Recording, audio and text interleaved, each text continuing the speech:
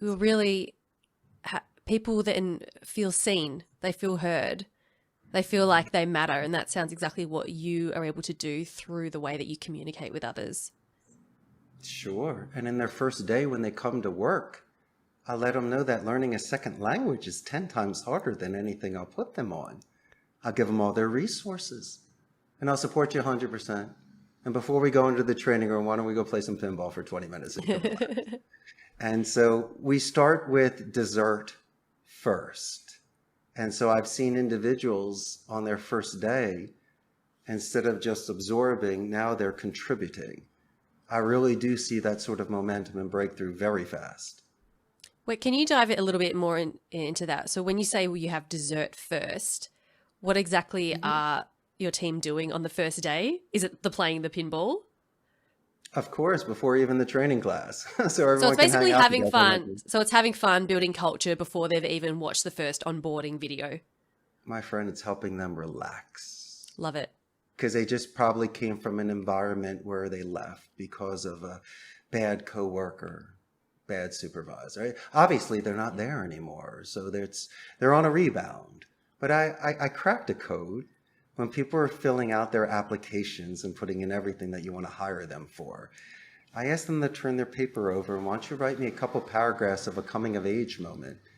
Let me know when you had your walkabout, when you beat up a bully or saved a kitten out of a tree.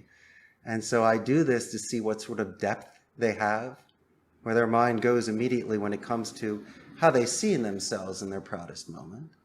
And also on a rainy Wednesday, I can remind you of when you were a champion and let them know that you're better than that and I know where you could be.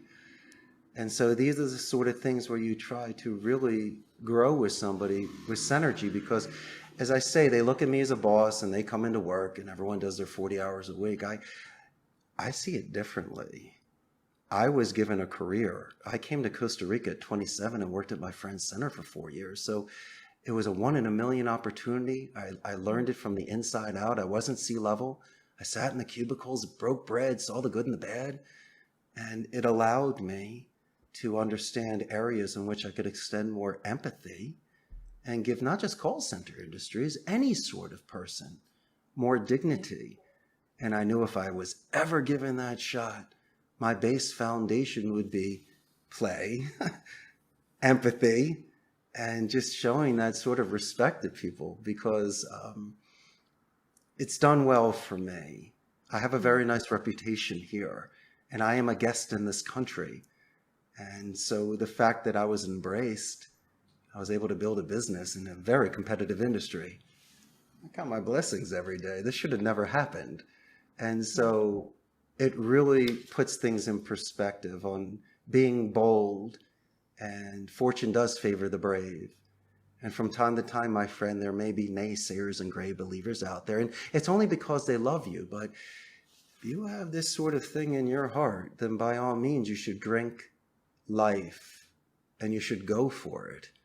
And I really respect people that are responsible financially and with their family, but have the sort of vigor to really put their hat in the ring, or as John Wayne said, die with your boots on.